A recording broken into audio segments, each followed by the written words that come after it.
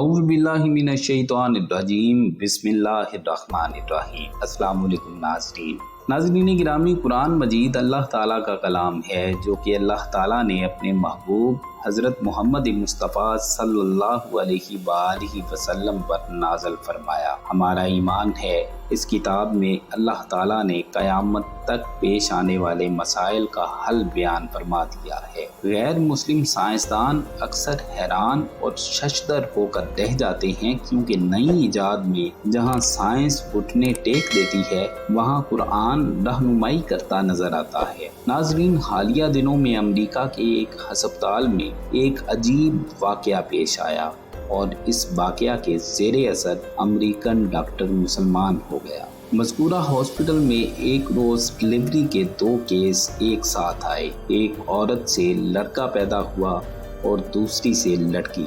جس رات میں ان دونوں بچوں کی ولادت ہوئی، اتفاق سے نگران ڈاکٹر موقع پر موجود نہیں تھا۔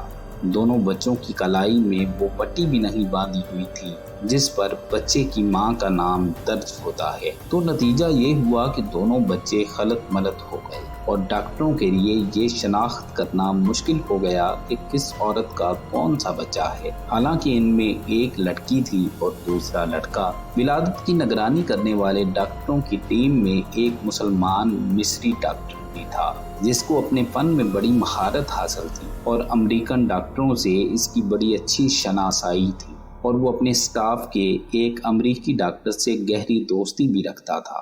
دونوں ڈاکٹرز سخت پریشان تھے کہ اس مشکل کا حل کیسے نکالا جائے۔ امریکی غیر مسلم ڈاکٹر نے مصری ڈاکٹر سے کہا، تم تو دعویٰ کرتے ہو کہ قرآن ہر چیز کی تبیین و تشریح کرتا ہے اور اس میں ہر طرح کے مسائل کا احاطہ کیا گیا ہے، تو اب تم ہی بتاؤ کہ ان میں سے کون سا بچہ کس عورت کا ہے۔ مصری ڈاکٹر نے کہا کہ ہاں، قرآن حکیم بے شک ہر معاملے میں نص ہے اور میں اسے آپ کو ثابت کر کے دکھاؤں گا، مگر مجھے ذرا موقع دیجیے کہ میں خود پہلے اس معاملے میں اطمینان حاصل کر لوں۔ چنانچہ مصری ڈاکٹر نے باقاعدہ اس مقصد کے لیے مصر کا سفر کیا اور جامعہ ازہر کے بعض شیوخ سے اس مسئلے میں استفسار کیا اور امریکی دوست ڈاکٹر کے ساتھ کی گئی بات چیت کی رودات بھی پیش کی۔ ازہری عالم نے جواب دیا، مجھے طبی معاملات اور مسائل میں ادراک حاصل نہیں ہے، البتہ میں قرآن کی ایک آیت پڑھتا ہوں، آپ اس پر غور و فکر کریں،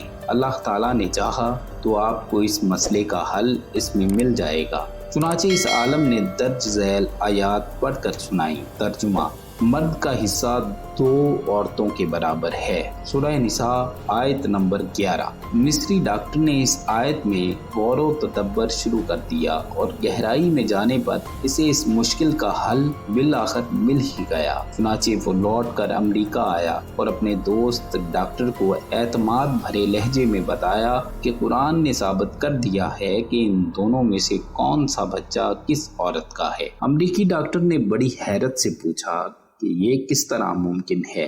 مصری ڈاکٹر نے کہا، ہمیں ان دونوں عورتوں کے دودھ ٹیسٹ کرنے کا موقع دیا جائے تو اس معمے کا حل معلوم ہو جائے گا۔ چنانچہ تجزیے اور تحقیق کے نتیجے میں معلوم ہو گیا کہ کون سا بچہ کس عورت کا ہے، اور مصری ڈاکٹر نے اپنے غیر مسلم دوست ڈاکٹر کو اس نتیجے سے پورے اعتماد کے ساتھ آگاہ کر دیا۔ ڈاکٹر حیران ششدر تھا کہ آخر یہ کیسے معلوم ہو گیا۔ مصری ڈاکٹر نے بتایا کہ اس تحقیق و تجزیے کے نتیجے میں جو بات سامنے آئی ہے وہ یہ تھی کہ لڑکے کی ماں میں لڑکی کی ماں کے مقابلے میں 2 گنا دودھ پایا گیا۔ مزید برآں لڑکے کی ماں کے دودھ میں نمکیات اور وٹامنز حیاتین کی مقدار بھی لڑکی کی ماں کے مقابلے میں 2 گنا تھی۔ پھر مصری ڈاکٹر نے امریکی ڈاکٹر کے سامنے قرآن کریم کی وہ متعلقہ آیت تلاوت فرمائی، مرد کا حصہ 2 عورتوں کے برابر ہے، جس کے نتیجے میں اس مشکل کا حل تلاش کیا۔